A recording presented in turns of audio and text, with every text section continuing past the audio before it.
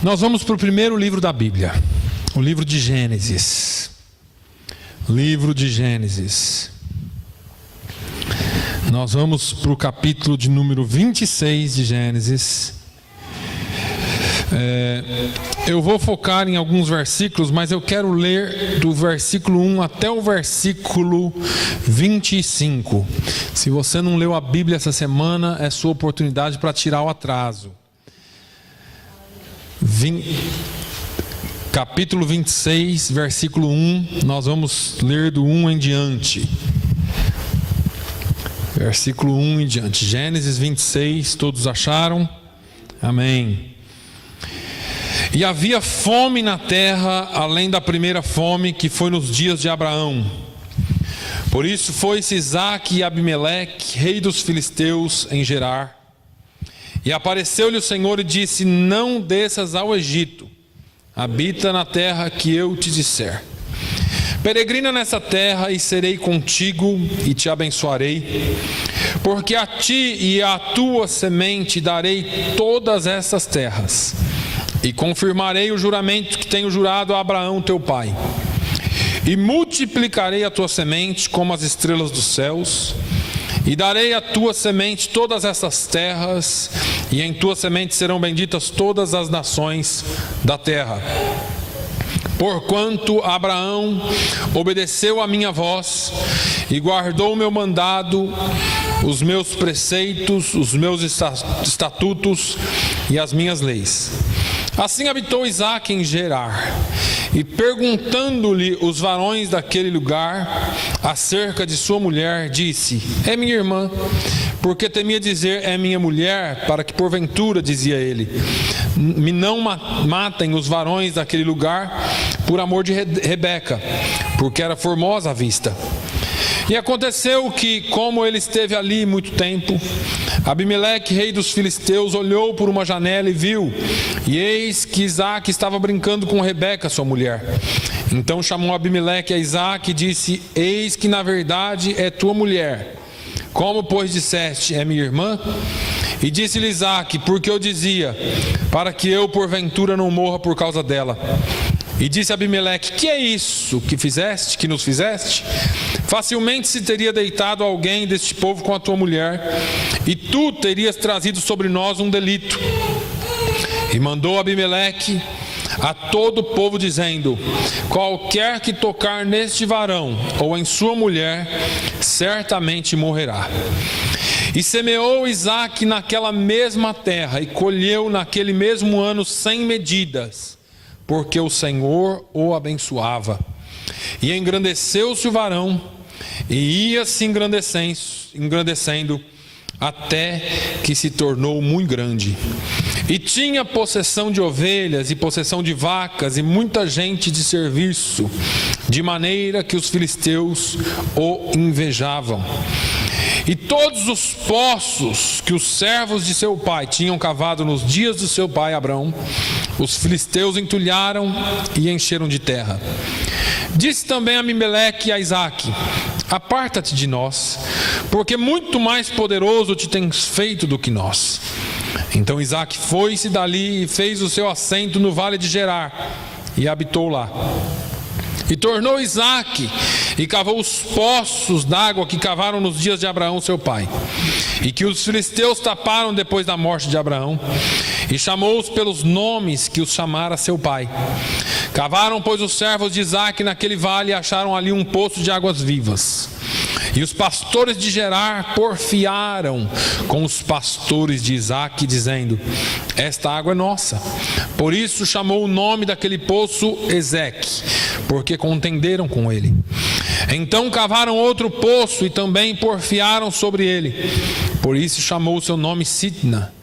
E partiu dali e cavou outro poço e não porfiaram sobre ele. Por isso chamou o seu nome Reobote.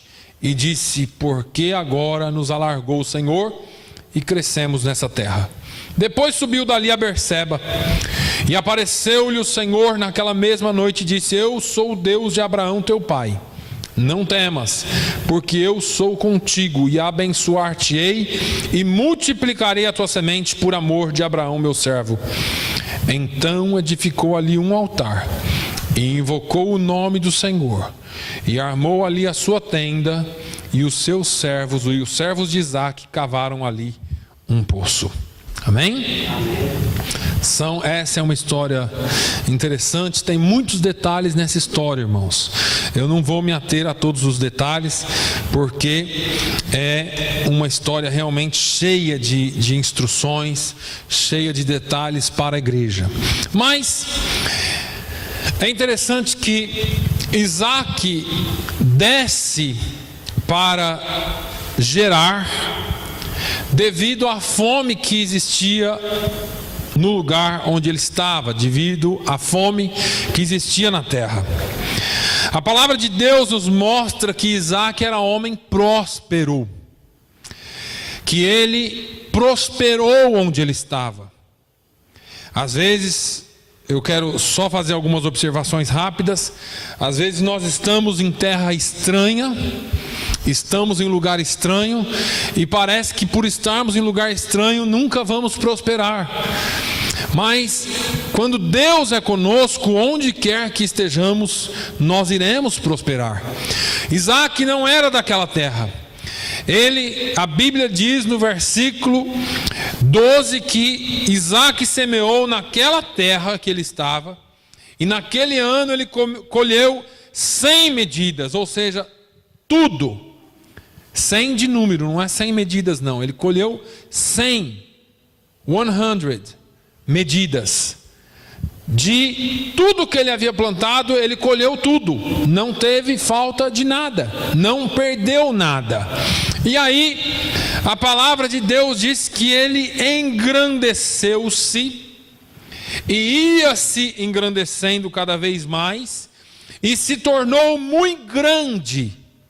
Deus começou a prosperar Isaque, e continuou prosperando Isaque, até que ele se tornou muito próspero. E essa prosperidade que eu quero só trazer para os irmãos aqui, não é somente financeira. Isaque era próspero em tudo, tanto que tiveram inveja dele. E quando eu falo que ele era próspero em tudo, a ponto de terem inveja dele, é porque às vezes você não tem nada financeiramente falando e alguém tem inveja de você. Porque as pessoas não necessariamente te invejam pelo que você tem, mas pelo que você é. Eu costumo dizer que a luz que você tem incomoda as trevas da vida de alguém. As pessoas olham para você e falam, mas por que ele é assim? Talvez você não consegue entender o motivo das pessoas terem inveja ou não gostarem de você. É pelo que você é, não pelo que você tem. Porque às vezes você olha para a vida da pessoa e fala, mas ela tem tudo. Ela tem muito mais do que eu, mas ela inveja você por aquilo que você é, pelo brilho de Jesus na sua vida. Isaque, ele se tornou próspero, e devido à sua prosperidade em todas as áreas da sua vida, eles tiveram inveja dele. Eles começaram a ter inveja de Isaque de uma tal forma que os servos de Abimeleque contendiam com os servos de Isaque. Mas a palavra gerar, eu quero só fazer algumas observações para a gente entender. Esse lugar, gerar, significa alojamento. Alojamento significa uma hospedaria, não é uma casa fixa, é um alojamento. Isaque estava de passagem por ali. Isaque ele não pertencia àquela terra. Quando os servos de Abimeleque contenderam com os servos de Isaque, quando eles entulharam os poços de Isaque, a atitude de Isaque foi cavar outros poços. O que é importante aqui é que nem sempre que você está prosperando e nem sempre que você está na vontade de Deus, não vai haver contenda na sua vida. Eu falei isso aqui domingo passado. É possível que mesmo estando na presença de Deus, mesmo procurando ter paz com todos, você vai encontrar algum problema no meio do caminho. Mas nem por isso você deve parar. Porque Isaac não parou. Todas as vezes que ele foi contendido, ele ia e cavava novos poços. Vamos ver um pouquinho mais para frente, porque nós falamos aqui de 3 poços. Nós falamos de Ezeque, que significa contenda. Nós falamos do poço Sitna, que significa briga, disputa. E depois nós falamos do terceiro poço, que é Reobote, que significa lugares amplos ou ruas largas, que foi quando Isaac disse que Deus havia lhe dado amplitude, ou havia alargado os seus caminhos. Veja que o primeiro poço que eles cavaram, houve contenda entre os servos de Isaac e os servos de Gerar, ou os servos de Abimeleque. O poço cavado pelos pastores de Isaac em Gerar causou contenda. Irmãos, deixa eu falar uma coisa para os irmãos: onde houver contenda, você não pode ficar. Isaac entendeu isso. Ele poderia brigar, falar: não, isso aqui fui eu que fiz, isso aqui foram os meus servos que fizeram. Mas Isaac não brigou, não falou nada. Ele falou para os pastores dele: olha, pega tudo e vamos recuar. Vai um pouquinho mais para frente, para dentro do deserto. Foram um pouquinho mais para dentro do deserto. Lá dentro do deserto, lá em Gerar, os pastores de Isaac cavaram mais um poço. E aí vieram os pastores de Gerar e brigaram com eles. Ei, esse poço aqui é nosso, essa terra aqui é nossa, você é forasteiro aqui. Não, mas fui eu que cavei. Mas você cavou na nossa terra, o poço é nosso, sai fora. Eles então saíram, porque onde há briga, onde há inimizade, onde há acusação, o Espírito de Deus não se move. A bênção do Senhor é quem enriquece e não acrescenta dores, e não é aquilo que nós fazemos. Deus, Ele tem bênção para nós, e se algo em nossa vida traz contenda, traz briga, traz inimizade, traz disputa, nós temos que abrir mão disso. Isso aqui é uma lição para nós abrirmos mão daquilo que está trazendo contenda na nossa vida, daquilo que está trazendo problemas para a nossa vida. Deus tem muito mais a nos oferecer. Agora então eles vão e abrem o terceiro poço. O terceiro de uma série de poços que Isaac abriu ou cavou no território dos filisteus. Por esse poço eles não contenderam, por esse poço eles não brigaram. E aí Isaac diz: olha, Deus alargou, Deus ampliou, Deus expandiu os meus termos. Agora, de Gerar, Isaac, a Bíblia diz que Isaac volta para Berseba. E ali em Berseba, nós podemos acompanhar isso aí, que no versículo 17, melhor, um pouquinho adiante, versículo 23, que depois que ele disse: olha, o Senhor nos alargou e crescemos nessa terra, ele subiu a Berseba. Quando ele subiu a Berseba, a palavra de Deus vem a ele e confirma as promessas feitas ao seu pai Abraão. Deixa eu dizer uma coisa para os irmãos: Deus vai te abençoar onde quer que você esteja. Você precisa entender isso. Mas nem sempre porque Deus está te abençoando num lugar, é o lugar onde Deus quer que você esteja. Deus não tinha abençoado Isaac com um poço. Irmãos, nós estamos falando de um poço de água no deserto. Nem ouro vale tanto como a água no deserto. A coisa mais valiosa no deserto é a água. Ele podia ter o que ele tivesse. Se ele não tivesse água, ia morrer todo mundo. Os cordeiros, os camelos, tudo que ele tinha crescido ou juntado ia morrer. Nós estamos falando de uma bênção da vida, que traz a vida, era a água. E aí Deus abençoa ele e dá a impressão que ele abandona aquele poço. Isaac entendia que aquele não era o lugar para ele, ali era uma passagem. Às vezes nós, porque estamos sendo abençoados numa determinada situação, nós tendemos a não mover o pé dali. Deus está falando, está na hora de você ir, você não vai.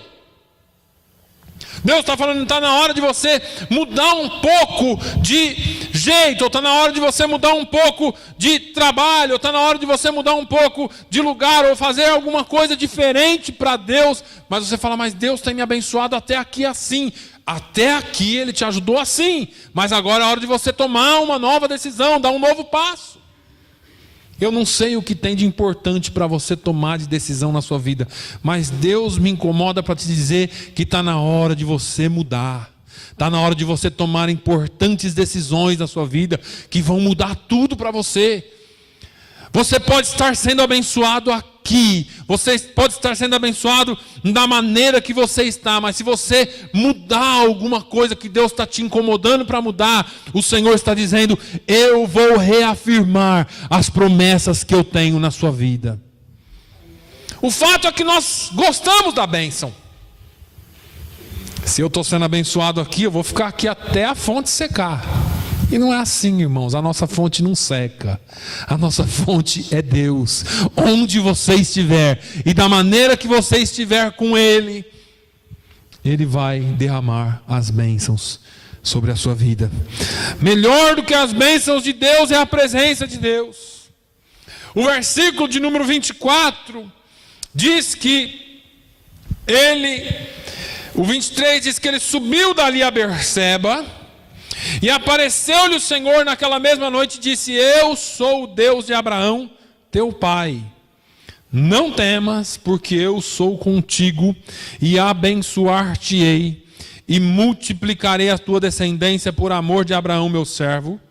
E aí acontece uma coisa interessante. Então edificou ali um altar, invocou o nome do Senhor, e armou ali a sua tenda, e os servos de Isaac cavaram ali um poço. Eu quero me deter nesse versículo para falar de algumas ações que Isaac fez, que Isaac tomou, e que nós precisamos aprender a fazer.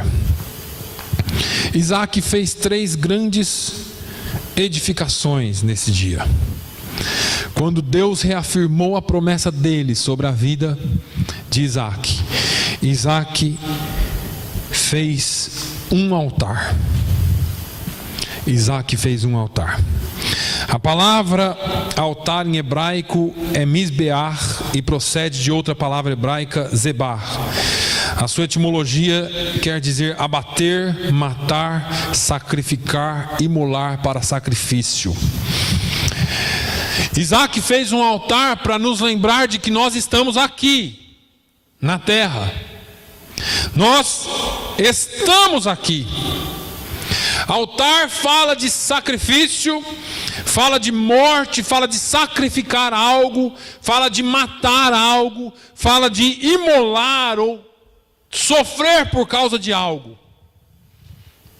E muitas vezes nós não queremos sacrificar algumas coisas. Muitas vezes nós não queremos matar alguma coisa em nós. Jesus disse, no mundo tereis aflições, mas tende bom ânimo, eu venci o mundo. João 16:33. Enquanto nós estivermos nesse mundo, temos que edificar altares para Deus. E quando eu falo edificar altares, eu estou falando de nós sacrificarmos alguma coisa por amor do nosso Deus. Nem tudo que nós queremos ou temos vontade de ter ou somos tentados a ter nesse mundo, nós podemos ter. Algumas coisas da nossa vida nós vamos ter que sacrificar. Algumas coisas da nossa vida nós vamos ter que matar. Algumas coisas da nossa vida nós vamos ter que colocar de lado e esquecer, porque nós temos que fazer por amor a Deus. Isaac edificou um altar porque ele havia aprendido com o pai dele. É interessante que Abraão, o pai de Isaac, todos os lugares que Abraão passou, você pode ler Gênesis e presta atenção nesse detalhe. Todos os lugares que Abraão passou, ele edificou um altar a Deus, com exceção de um lugar: o Egito. Quando Abraão chegou no Egito, ele não edificou altar. E o povo de Israel teve problema com o Egito a vida inteira. Tudo porque não foi edificado um altar naquele lugar. Tudo porque ali Abraão não matou, não deixou com que alguma coisa importante ficasse para trás por amor de Deus. Às vezes nós temos pena de algumas coisas que nós carregamos na nossa vida, e o Senhor está falando: está na hora de você sacrificar isso, está na hora de você deixar isso de lado. Altar fala de intimidade com Deus. Irmãos, você só pode ter intimidade com Deus quando você sacrificar alguma coisa que está atrapalhando a tua intimidade entre você e Deus. Você só pode ter intimidade com Deus quando você conseguir matar alguma coisa que tira a sua intimidade entre você e Ele. Todo crente deve edificar um altar a Deus em sua vida. E quando nós edificamos altares na nossa vida, nós às vezes nem percebemos.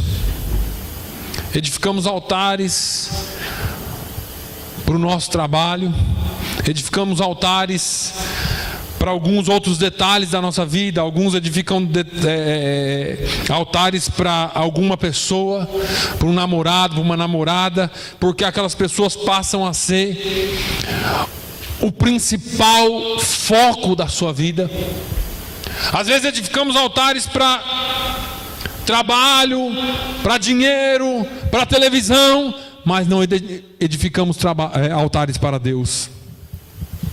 Qualquer pessoa que quiser uma mudança em qualquer área da sua vida e que espera que essa mudança venha da parte de Deus, precisa edificar um altar a Deus. Isaac sabia que a melhor forma dele manter as promessas de Deus na vida dele era edificando um altar. Jesus ensinou isso. Jesus, em Mateus 6,6, diz: mas tu, quando orares, entra no teu aposento e, fechando a tua porta, ora a teu pai que está em secreto, e teu pai que vê em secreto te recompensará publicamente. Todos nós precisamos edificar o altar da oração na nossa vida. Oração é necessário, e eu diria que é obrigatório para a vida do crente. Se nós não tivermos um altar de oração na nossa vida, se nós não tivermos um altar de oração na nossa vida cristã, nós não prevaleceremos. Eu me lembro de Jacó, no val de Jaboque. Jacó sai das terras do seu tio Labão. 20 anos ele serviu o seu tio, 14 anos pelas duas filhas e mais 6 anos pelos rebanhos. E quando Jacó sai e vem de volta para a sua terra, Deus havia feito uma promessa para ele, e ele volta para a sua terra, e no meio do caminho ele recebe uma notícia dos batedores. Todo grande grupo, toda grande caravana que viajava no deserto, iam os batedores na frente. Pessoas iam bem à frente para ver se tinha algum perigo no meio do caminho. Se tivesse, um deles voltava e falava: ó, tem perigo. Um dos batedores volta e fala assim: meu senhor Jacó, o teu irmão está vindo ao teu encontro. o maior temor de Jacó era o seu irmão Esaú, porque ele havia enganado Esaú lá atrás, ele já havia fugido por causa do seu irmão, porque o seu irmão ia matá-lo, e agora o seu irmão vem. E ele falou assim: ele não vem sozinho, vem Esaú, mais 400 homens ao teu encontro. Jacó tremeu nas bases. Jacó começou a preparar um plano. Ele falou: olha, pega aqui um tanto de carneiro, você vai com esse tanto de carneiro, pega aqui um tanto de camelo, você vai pegar um tanto disso, um tanto daquilo, leva presentes. Cada grupo vai sair algumas milhas na frente do outro, e quando você encontrar Esaú, você vai dizer: olha, isso aqui é o presente do meu servo, do meu senhor Jacó para o senhor. E vai dar o presente para que aconteça, para que por um acaso a ira de Esaú se aplaque com os presentes, para que Esaú se acalme. Quando ele começar a receber um presente atrás do outro, talvez ele vai se acalmar. Só que o coração dele não tinha paz, porque ele manda todos os presentes, vários grupos à frente deles, e aí ele não tinha paz. Ele falou: vou ter que traçar um outro plano. Vou fazer o seguinte: você vai pegar aqui, ó, metade dos meus bens e você vai pela direita. E você vai pegar aqui metade dos meus bens e vai pela esquerda. Se Esaú encontrar o da esquerda e matar todo mundo, pelo menos eu tenho o da direita. Se Esaú encontrar o da direita e matar tudo e tomar tudo, pelo menos eu tenho o da esquerda. Minha mulher e meus filhos vão ficar comigo. Minhas mulheres, ele tinha 2 mulheres, e meus filhos vão ficar comigo. E ele manda aquele povo ir todo. Eles passam o val de Jaboque, e aí Jacó fala para as mulheres deles: vocês ficam aqui com os filhos, e eu vou voltar no val de Jaboque. Ele sabia que todos os planos administrativos para manter os bens dele poderiam falhar. E aí volta Jacó para o val de Jaboque, e lá no val de Jaboque, Jacó orou a noite inteira. E a Bíblia diz que pela madrugada veio um homem. Não falou que veio um anjo, veio um homem. E eu imagino que Jacó estava pensando que era um dos homens de Esaú. E ele começa a lutar com o homem. Se eu sei que é um anjo, eu não luto com ele. Eu não sou doido. E nem Jacó. Jacó brigou com o anjo porque ele não sabia que era um anjo. Ele achava que era um homem. E ele luta daqui, luta dali. E eu fico imaginando, é cajadada para cá, cajadada para lá, e vai. E o anjo vai lutando com ele. E o anjo vai se desviando. E o anjo vai. Chega uma hora que o anjo falou: vou ter que parar esse cara. Ele não para mais. Não para de me bater. E aí o anjo toca a juntura da coxa de Jacó. E a Bíblia é bem clara em dizer que o anjo tocou-lhe. Anjo não bate em você, irmão. Deus não bate em você porque você não aguenta. Você não aguenta apanhar de Deus. Quem diz assim que eu apanhei, não apanhou coisa nenhuma, porque um sopro de Deus, um toque de Deus mata você. O anjo tocou a juntura da coxa de Jacó e ele desabou. Na hora que ele desabou, ele não desistiu. Ele agarrou na cintura do anjo e falou: não vou te deixar enquanto não me abençoares. O anjo está lá: Jacó, eu preciso ir. Eu tenho que ir, a alva está vindo. E ele: não te deixarei enquanto não me abençoares. E aí o anjo pergunta para ele: qual é o seu nome? E ele falou: Jacó. Eu tenho carregado esse peso a vida inteira, porque Jacó significa enganador, suplantador, aquele que engana, aquele que trapassa. E aí o anjo fala com Jacó e diz: não te chamarás mais Jacó, mas Israel, pois como príncipe lutaste com Deus e com os homens e prevaleceste. O fato que eu quero trazer à sua atenção é que Jacó foi orar a Deus pedindo a bênção. E quando ele estava orando a Deus, Deus mandou o anjo dele para encontrar Jacó. E Jacó não desistiu, mesmo sendo tocado por Deus. Às vezes a gente entra numa batalha com Deus, se é que eu posso dizer isso. Quando nós estamos passando por alguma necessidade, por alguma dificuldade, por algum problema, uma fase, uma luta. E tem hora que parece que nós fomos fulminados por Deus. Porque parece que a nossa força se esvai, parece que a nossa vontade de continuar orando acaba. Mas deixa eu te falar, ainda que você não tenha mais força e nem vontade para orar, ainda que você esteja no leito, ainda que você esteja desmaiado, ainda que você esteja quebrado, não desista da sua bênção. Não saia da presença de Deus sem a sua bênção. Não desista do teu altar. Continue orando. Eu não te deixarei, Senhor, porque eu preciso da tua bênção. Eu não te deixo porque eu preciso da tua bênção. É a tua bênção que enriquece, é a tua bênção que não acrescenta dores. Jacó voltou para o encontro das mulheres dele mancando, mas voltou abençoado. Você pode sair quebrado da presença de Deus, mas saia abençoado pela presença dele. Muitas vezes nós desistimos no meio do caminho. Se quer ter uma vitória, edifique um altar de oração na sua vida. Edifique um altar de oração na sua vida. Mas Isaac edificou também uma tenda. A tenda, em primeiro lugar, era algo que os nômades usavam e usam até hoje para mudarem rápido.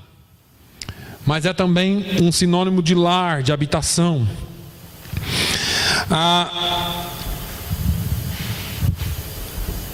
Aqui eu vejo que ele edificou uma tenda para nos lembrar que nós não somos daqui. Nós somos nômades.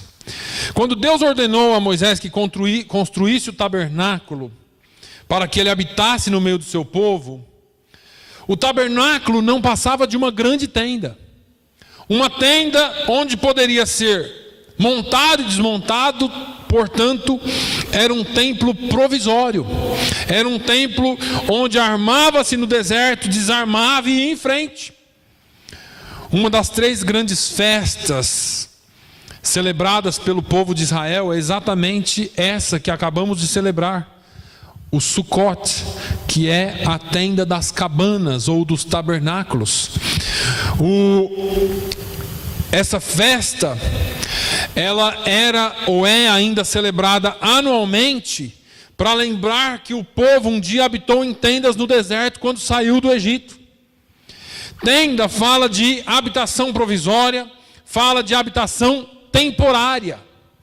O escritor aos Hebreus, no capítulo 11, no versículo 13, diz: todos estes morreram na fé, falando dos heróis da fé, sem terem alcançado as promessas, mas tendo-os visto e saudado, ou tendo-as visto e saudado de longe, confessaram que eram estrangeiros e peregrinos na terra.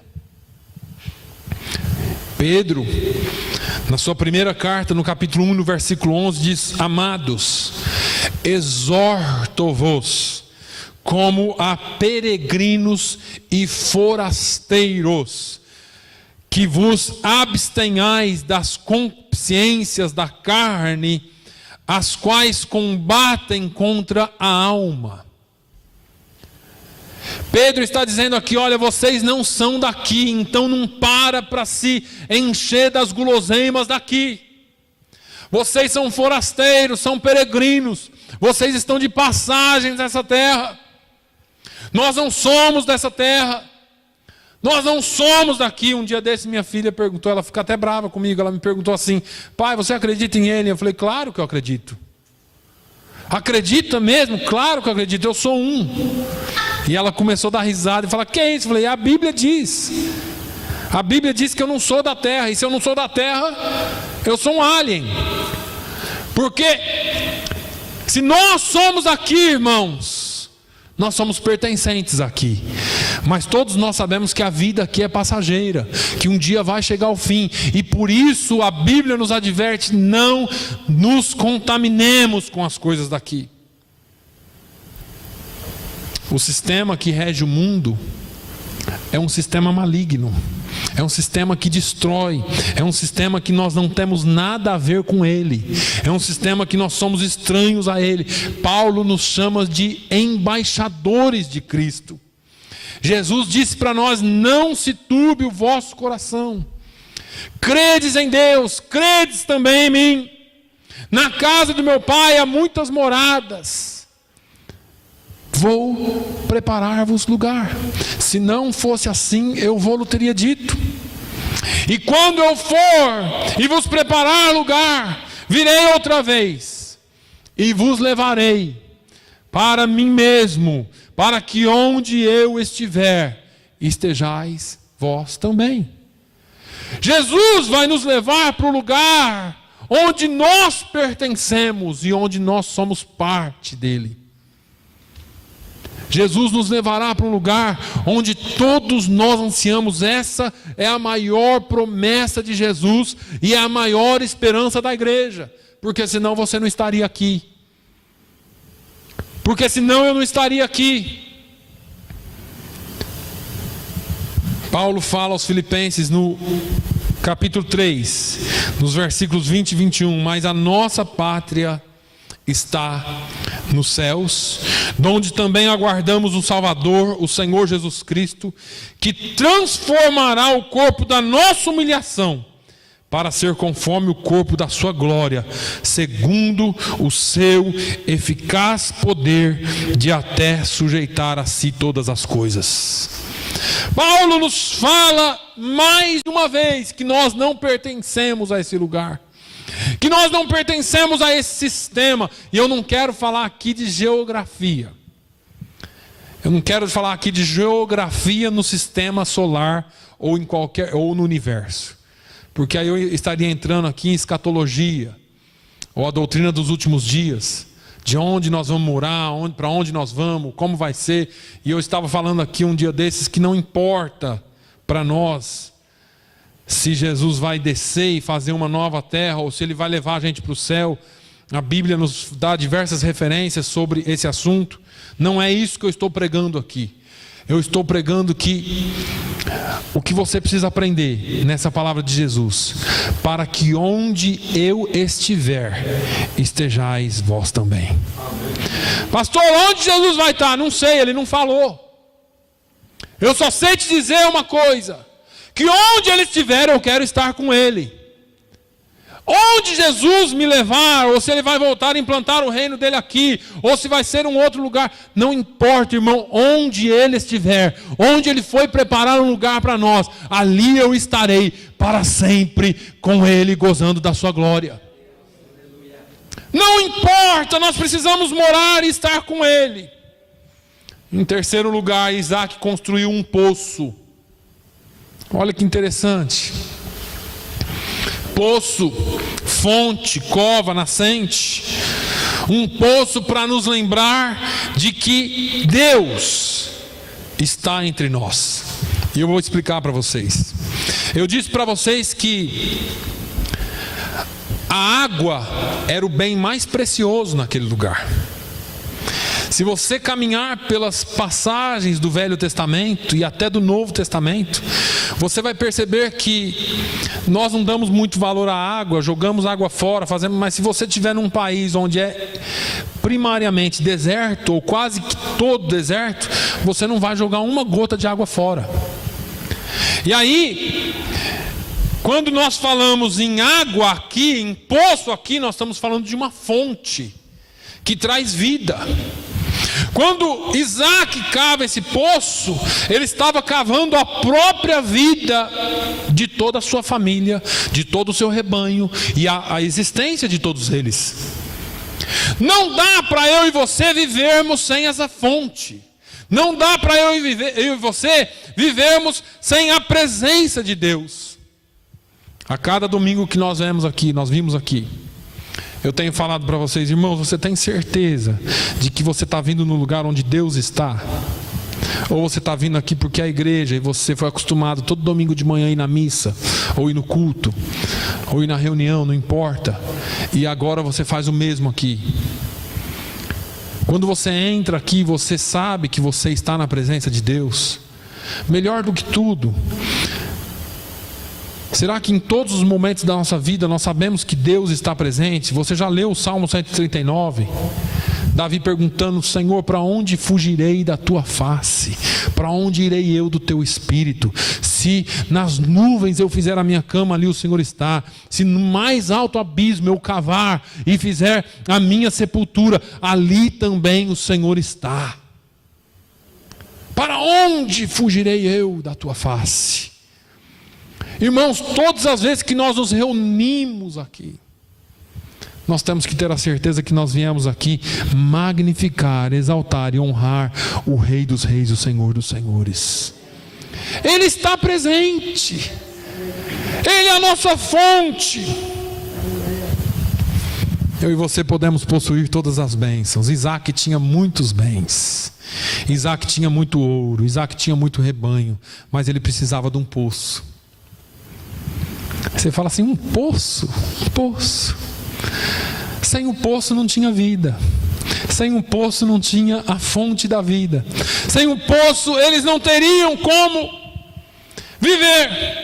Quando Jesus se encontrou com a mulher no poço de Jacó em Samaria, ele falou com ela e disse: qualquer que beber desta água tornará a ter sede, mas aquele que beber da água que eu der nunca mais terá sede, porque a água que eu lhe der se fará nele uma fonte de água que salte para a vida eterna.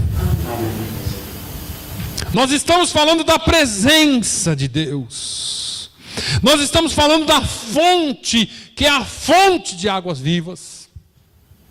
Jesus estava fazendo menção à sua santa e augusta presença em nós, através do Espírito Santo.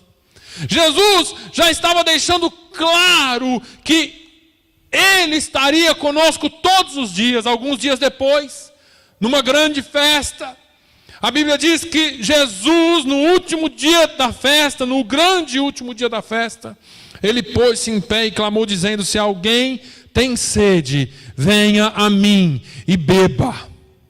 Quem crê em mim, como diz a Escritura, rios de água viva correrão do seu ventre. E aí ele disse isso do Espírito Santo que haviam de receber os que nele crescem, porque o Espírito Santo ainda não fora dado, pois ainda, ou por ainda Jesus não ter sido glorificado. João 7, 37 ao 39. Jesus é a fonte de águas vivas. Jesus é a fonte que precisa fluir dentro de cada coração. Jesus é a fonte que nós precisamos ter. O apóstolo Paulo fala do templo do Espírito Santo. Ele diz: ou não sabeis vós que sois templo do Espírito Santo que habita em vós. E cada vez que eu vejo um crente se martirizando, se degladiando, se maltratando, se sentindo um nada, se falando: mas eu não sou ninguém, mas eu sou isso, mas eu sou aquilo, aquilo eu imagino que incomoda demais o Espírito Santo de Deus, porque ele está dizendo assim: você se esqueceu que você é templo do Espírito Santo, você se esqueceu que você é morada de Deus, você se esqueceu que você é morada e dentro de você existe um poço de águas vivas. Por que é que você está morrendo? Por que é que você está aí triste, caído, estressado, abatido, angustiado, depressivo, se dentro de você há água viva que jorra para a vida eterna?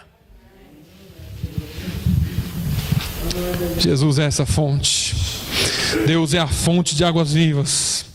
Ele é a fonte de onde procedem todas as bênçãos. E você pode dizer assim: pastor, eu não tenho todas as bênçãos ainda. Mas se você tem Ele, dele procede todas as bênçãos. Eu não posso deixar de citar Moisés com o povo no deserto. E Deus diz assim: Moisés, eu não vou com vocês não. Eu vou mandar meu anjo, porque se eu for com vocês eu vou destruir esse povo. Deus estava tão cheio, tão cansado do povo, que Ele mesmo havia feito, que Ele mesmo havia separado. Aquele povo que Ele separou e reclamava dia após dia. Só reclamava, só tinha tempo para dizer coisa ruim. Tudo que Deus havia feito na vida deles, eles não lembravam, eles lembravam do mal.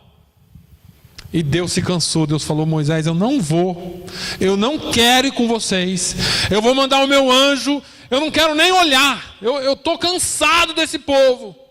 Moisés falou: não, Senhor, não pode, se a tua presença não for conosco, nós não subiremos daqui.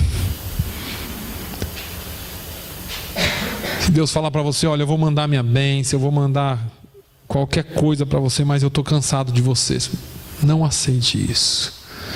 Não aceite nada menos do que a presença dele na sua vida. É a presença dele que garante a tua vitória. É a presença dele que garante a tua vida. É a presença dele que garante a tua salvação. Você não pode entrar no céu sem a presença do Espírito Santo.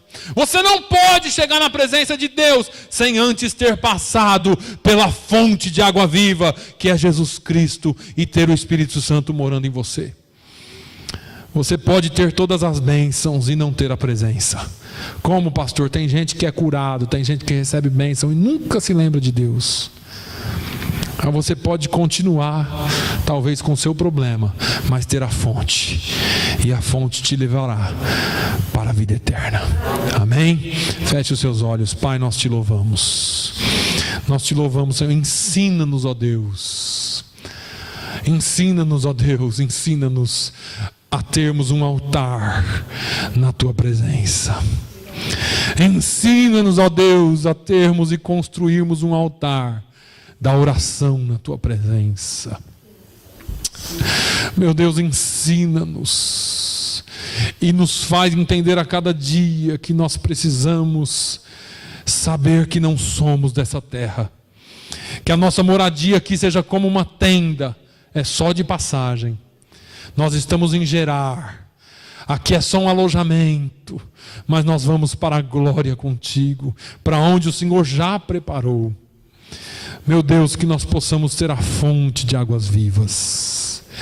Meu Deus, que nós possamos ter a fonte de águas vivas. Se alguém crê em mim, como diz as Escrituras, rios de água viva correrão do seu interior, que saltam para a vida eterna. Senhor, que nós possamos ter essa fonte inesgotante que nunca cessa de jorrar. E o teu nome seja bendito em nós. Pai, eu te louvo pela tua palavra. Senhor, leva-nos em paz para os nossos lares. Leva-nos em paz para os nossos lares. Abençoe, Senhor, aqueles que precisam da sua bênção, mas deles muito mais do que a tua bênção, que a tua presença esteja com eles. Dê-nos uma semana abençoada, que na quarta-feira estejamos aqui mais uma vez para buscarmos a tua face. E no domingo tenhamos de novo a tua presença maravilhosa em nosso meio. No nome de Jesus é que eu oro e agradeço. Amém. Que o amor de Deus, a paz e a graça do nosso Senhor e Salvador Jesus Cristo, a consolação e a comunhão do Espírito Santo seja sobre todo o povo de Deus, hoje e sempre. Todos digam amém.